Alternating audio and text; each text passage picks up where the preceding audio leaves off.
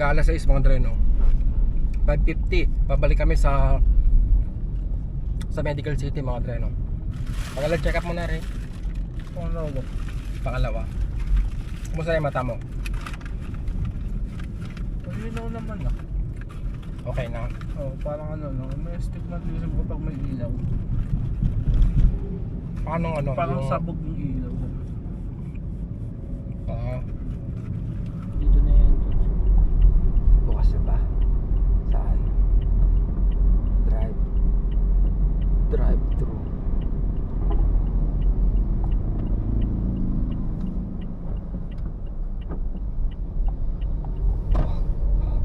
Tignan na naman natin kung may kape. Hi po, good morning. Ano sa'yo rin? Kapal lang. Kape lang? Can I have, pwedeng ano, dalawang kape? Double. Mga Dre, minsan lang ako magbasa ng comment. Kasi, katulad niyan, minsan ka na nga lang magbabasa ng comment. Ang una mo pang mababasa, yung yung mga walang kakwenta-kwentang mga ano nila. Mga ano tawag dito? Thank you. Yung mga haka-haka mga dreno, kung mga magsalita, parang ano, yung kasama mo sila sa loob ng bahay, parang nakikita nila kung magkano yung binabayaran mong bills. Parang makatimbang dito, no? Para po kayong ano, mga ewan. Nakakatawa yung ano. Hello po, serve na lang po yung order sa yellow lane. Okay. Sige. Sa yellow lane. Dito. Oh. Yun nga mga Dre, no? Kung mga magsi-comment, kung mga magsalita, akala mo kasama mo sila sa loob ng bahay. Akala mo sila yung asawa mo, di ba? Na parang alam nila yung buong kwento. Pagkatapos pati yung mga pagbabayad ng kung ano-ano, para bang ano, yung kasosyo mo sila, parang may kahati sila sa pagbabayad mo, na alam nila kung magkano yung binabayaran mo, kung sino nagbabayad, yung mga ganon. Hi. Order is complete na po. Thank you. Dalawang regular hot coffee po. Ano to? Ako double, 2 sugar and 2 cream. Ay, mix po ba yung coffee nila? Parang mix. Hindi, hingi lang ako ng sugar tsaka cream, tagdalawa. Bali total of 4 na creamer yung sugar po na. Okay. Okay po. Pasensya na sir, hindi ko po sila naintindihan. Thank you po. Thank you. Thank you.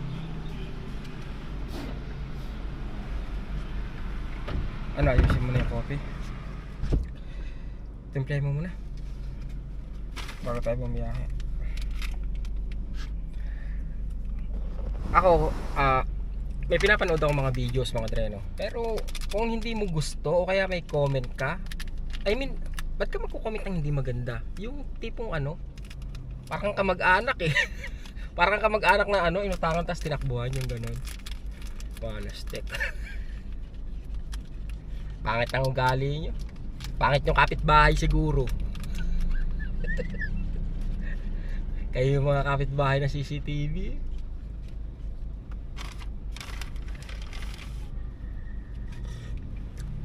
Pangit yung kakwentuhan, sa totoo lang, pag ganyan ugali nyo. Kayo hindi po ng tao na pag nakatalikod yung kaibigan nyo, chichismis nyo. Ay, ano yung may resibo rin? Kasi pipicturean ko yan Kailangan ko yan para sa ano, sa pagpapile ng tawag dito, tax. In 200 meters, stay to the right to E2 S Lex North on ramp to Manila. Turn right. Sabi niya, di ba? Manila, turn right. Stay to the right to E2 S Lex North on ramp to Manila.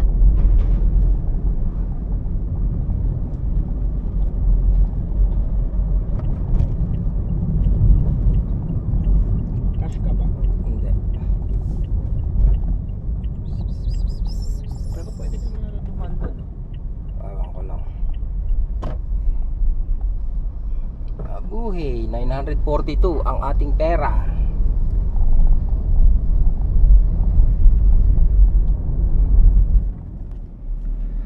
Dre, andito na kami. Ito yung pinakamaagang dating namin dito mga Dre, no?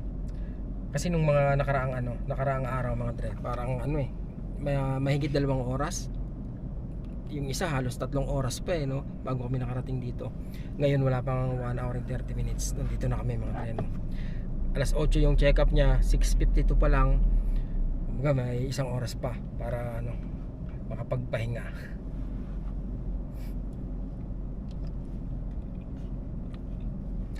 Mga Dre, di ba kahapon ang problema kami, wala kaming jack, kaya lang hiram pa kami.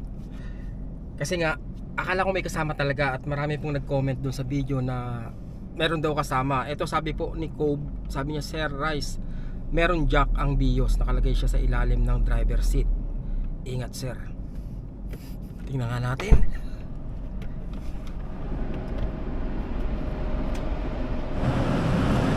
Mga Dre,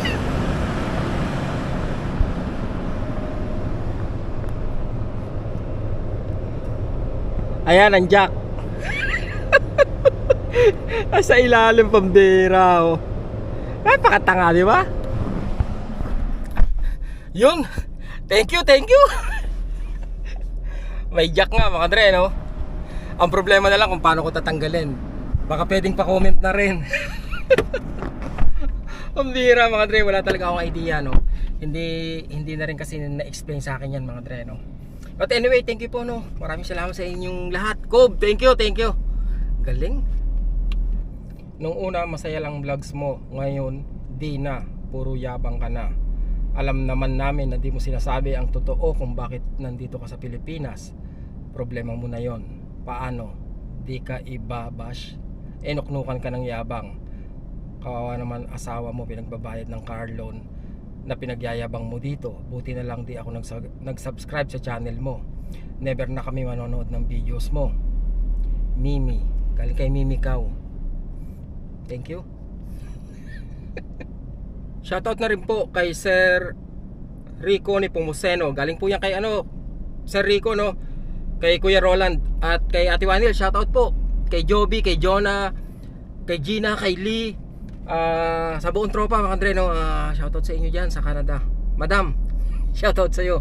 Maraming salamat po, no? Maraming salamat at magkita-kita po tayo sa sa nalalapit na pagbalik namin dyan mga Andre, no? Ito po yung sabi ni user mga Dre, no? Nakita ko rin. Sabi niya, aba, lumalaki na ang ulo mo Dre. Sabihin ba namang full tank para sa mga inggitero? Huwag kang ma-open Dre sa mga comment ng mga viewers mo. Kapalit yan ng pera na natatanggap mo sa pagka-YouTuber mo. Sabi niya ganun mga Dre, no? Hindi ako nakatiis, sumagot ako mga Dre, no? Kala ko yung pera na nakukuha ko ay kapalit ng pagsisikap ko sa paggawa ng content. Hirap gumawa ng content mga Dre, no? Kaya sa iba po na kumbaga nagiging masyado ng entitled na as if na parang mo yun, na kinukuha nila yung credit ng lahat na kaya ka nandyan, kaya ka sumisweldo dahil nanonood kami sa'yo, parang ganun, no? Diba? Konting preno naman kasi hard work po yung ina-upload sa sa YouTube eh. Kahit sabihin yung minsan walang kwenta, 'di ba? Kahit minsan sabihin yung kumbaga pumunta ka lang dito, ginawa mo na yung content, in-upload mo na, hindi po ganoon kasimple, hindi ganoon kadali, 'di ba?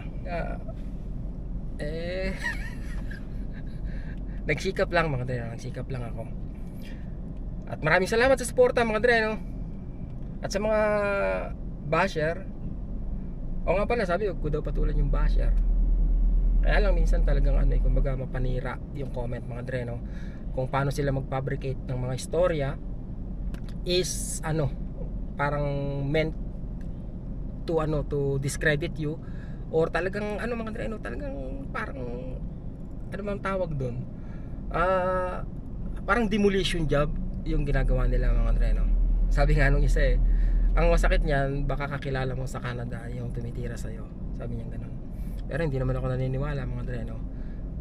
Kasi nga kumbaga wala naman kami nagrabyadong tao mga Dre, no? Trabaho lang kami, trabaho yung ginagawa namin, kung ano man yun, di ba? Basta ang mahalaga sa amin, wala kami sinasagasaan, di ba?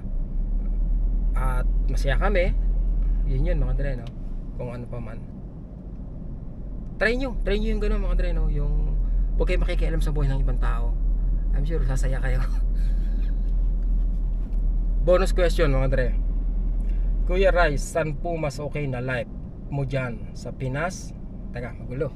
Kuya Rice, saan po mas okay na life mo dyan? Ganun pa rin mga Dre, no? Sa Pinas or sa Canada? Parang mas happy sa Pinas, Kuya Rice, no? Sabing gano'n ni Yaya Dab. Masarap dito mga Dre, no? Kung pwede lang huwag na bumalik sa Canada, hindi na ako babalik. Ikaw ba rin? Anong ibig sabihin nun? Babalik ka sa Canada? Dito. Mas okay dito? Mas okay rito mga Dre, no? Mas masaya rito. Yung catch lang is kailangan mo ng pera rito, diba? Pag nasa Canada ka, mas kailangan mo ng pera. Dahil dito wala naman kaming pera mga Dre, no? Pagkatapos yung employee makakuha ng trabaho rito, hindi naman ganun kalaki yung sweldo, mauubos lang sa pamasahe, diba? May stuck ka sa traffic. Mas okay rito mga Dre, no? Kailangan mo lang ng pera mga Dre, kaya lang wala naman kaming choice mga Dre, no? Kumbaga nandun yung pangkabuhayan, kaya babalik kami. Dre, bumili ka ng bagong sasakyan dyan sa Pinas. Sino gumagamit ng SUV mo sa Montreal? Wala akong gumagamit ng sasakyan sa Montreal. Kumbaga tuwing Sabado minsan dinadrive ni Joy. Kaya lang I think dahil walang gumagamit mga Dre, no, nagka-problema yung sasakyan. Ngayon lahat ng mga Dre, lahat ng warning signal mga Dre, lahat umiilaw mga Dre, no. Yung kasi one time pinalitan ko yung yung battery. Pagkapalit ko ng battery, lahat ng warning sign niya umilaw mga Dre, no. Yung sa filter ba yun, sa oil filter, sa makina. Tapos dinrive ko lang na wala na. Ginawa na nila yung ganun mga Dre, tapos ni-reset na rin, pero walang pagbabago mga Dre, no. At ayun, malalaman pagbalik ko mga Dre kung paano gagawin. Pero yun nga, no, iniisip ko yung ngayon. Masama pag hindi nagagamit ang sasakyan mga Dre, no. Eto mga Dre, may kinalaman sa pagpunta namin dito sa Medical City. Sabi ni Sir Nestor Laput, Dre, bakit sa Pinas nagpa-opera ng mata si Rain at kukuha rin ba siya ng license dyan? Si Nestor to ng California, USA. Sir Nestor, bakit ka daw dito rin? Pa-opera? Wala, parang mas mura dito. Tsaka nandito na ako kumbaga, edi gawin ko na dito kaysa dun pa. Yan ang unang reason doon mga Dre, no? Mas mura rito. Ewan ko, parang mas mura talaga dito. Mas mura talaga rito, diba? Kasi nga syempre dun sa atin may tax pa ata. Yan ang masakit doon mga Dre, no? Lahat doon may tax. Kung dito 1,000 lang tapos plus tax, edi mas malaki, diba? Dito pag 1,000 lang talaga Hindi ba nasa ron? Parang 2,000 per eye doon? Oh, may ganun, may 2,000. Sa Lasik? Pero hindi kasi ako nagpa-check kaya hindi ko alam. So yun mga Dre, no, unang-una na concern kung bakit dito ginawa yung operation is yung presyo mga Dre, no. Di hamak na mas mura po rito. Kasi 49,000 mga Dre, no. Samantalang doon hindi siguro bababa ng 2,000 yun. Siguro sa mga 1,500 isang Taiwan ko. Baka mas mahal.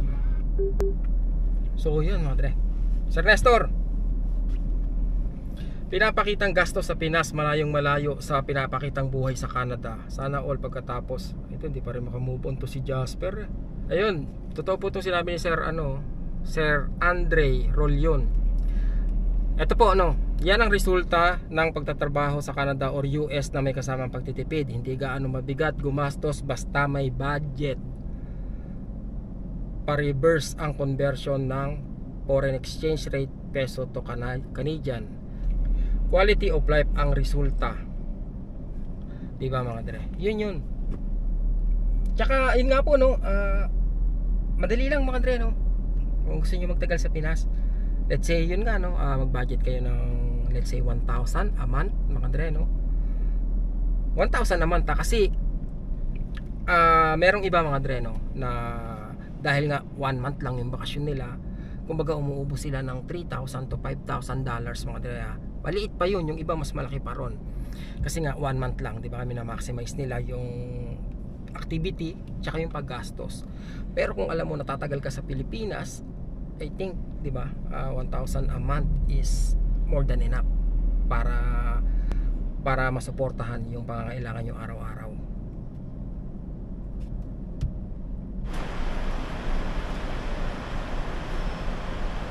Please select mode of payment. Mahal? 70 agad? Naka 2 hours tayo rito? Oo nga, no? Cash? Please insert bill or coin. Alas 9 na mga Dre, no? Maaga kami. Please get your receipt. Please get your change. Thank you. Kulang. Kulang 5. Naman. Dali na naman ako. Ito, dapat 50 lang ah. First 2 hours. Tapos, lampas tayo ng 2 hours. Tapos tayo ng ilang minuto. So, succeeding hours 20. Tapos kulang pa yung sukuli. Ayos yun ah. Babalik ako sa 18. November 18? Oo, Anong araw? Sabado uli? siguro. Para saan naman yun? Last check-up yun. Tinanggal na ba yung ano? Oo, yung lens. Naramdaman mo? May Sakit? anesthesia. May anesthesia. Ngayon, okay naman paningin mo. Lalaan daw to eh. Parang lalabo pa kasi nga ano eh. Hindi pa smooth yung skin. Oo. Kailan daw talaga totally mag-heal? Matagal daw. Siguro, ngayon siguro 2 weeks. Pagbalik ko ulit. Pero sinabi ko, hindi pa ano yung vision ko eh. Katulad kahapon, sobrang linaw ng paningin ko kahapon eh. Tapos? Tapos ngayon, parang medyo ano, parang blurry. Parang pag malayo, nakikita ko naman pero parang hindi ako sure ganun. Parang hindi sure. Nakikita mo? Nakikita ko sure. parang hindi ko, pero nakikita ko yung letters, pero kailangan malaki ganun. 1 hour and 20 minutes. S-Lex S. Let's go. Bilis, mabilis yung biyahe ngayon mga Dre, no? Kasi panay ano na eh. Panay bayad na sa ano eh. Panay bayad na sa toll gate mga Dre, no? Kaya sabi ni Miss, let's go eh. So all is good mga Dre, sa awa ng Diyos, diba? Kumbaga nagpapagaling na lang talaga. May ano ba yan, Rain? Parang merong ano, let's say after 10 years babalik sa dati, parang ganon. Depende daw yan. Pero pag 40 years, sabi niya talagang lumalabo na yung mata. Pag 40 years old. O parang ano men, parang kailangan mo ng reading glasses. Pero Depende daw yun sa tao. Pag for example, meron nga 2 Oh. years pa lang parang bumabalik na eh, lumalabo na yung isang mata. Pero hindi naman siya yung grabing labo agad. Pero ibig Parang sabihin, patas ng patas. pero kung sakali, pwede mo uling ipagawa yan. Oo, pwede naman siya. Katulad ng dating procedure. Parang may warranty ata yun eh. Parang for example, 2 years pa lang Oh. or 1 year pa lang tapos lumabo ulit. Pwede nilang anuin ata, i-LASIK ulit. Pero libre na, pero hindi ko lang alam, hindi ko sure kung gano'n Parang dito. ano yun, mahirap ah. Kaka-procedure lang sa'yo, tapos ganun na naman. Hindi, 1 year naman, saglit lang naman yung healing. Yung iba nga LASIK, di ba? 1 week lang magaling na. Anyway, at least okay na yung resulta lang sa'yo. So, yan na mga Dre, no? At see you later. O dito na. Sa kabila yata eh. Dito kami nagkanta ligaw-ligaw mga Dre, no? Yung nakaraan 80 meters left, Meralco Avenue. Ang hirap naman ang kalagayan ni Sir, no? Bulag, nag-ano, namamalimos. Saan ba dito na ba? Dito na.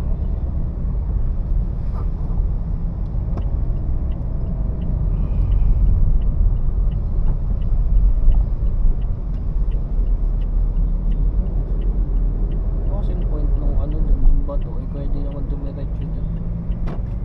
Pang In ilang lang. 100 meters, stay to the left to flyover Meralco Julia Vargas. 120.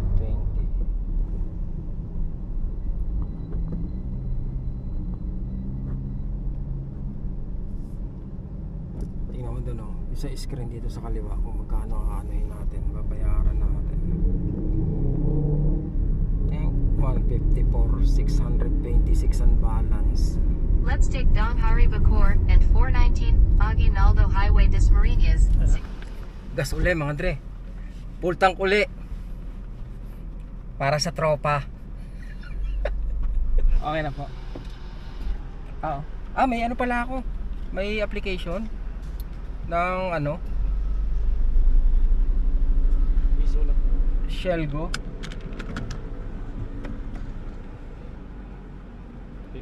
My card. Ito sir. Ito ba yan? Nalita mo na nga yung binta. Salamin.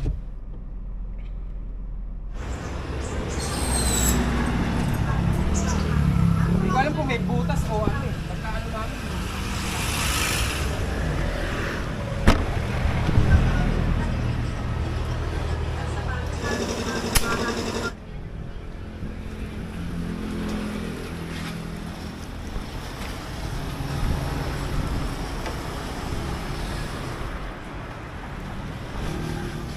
Yan, namumula.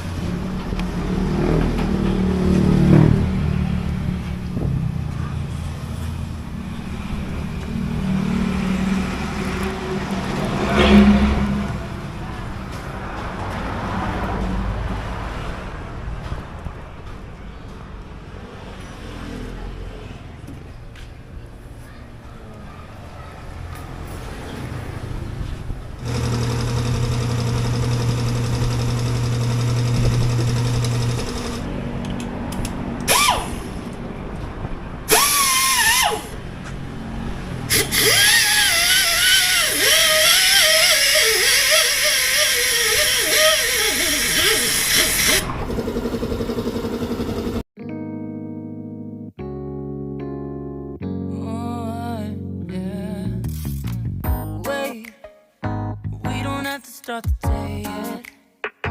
I just wanna stay, even if we run late. This morning, let's take our time. Everybody needs a break, like Wala na. sunshine. Wait for just an hour more.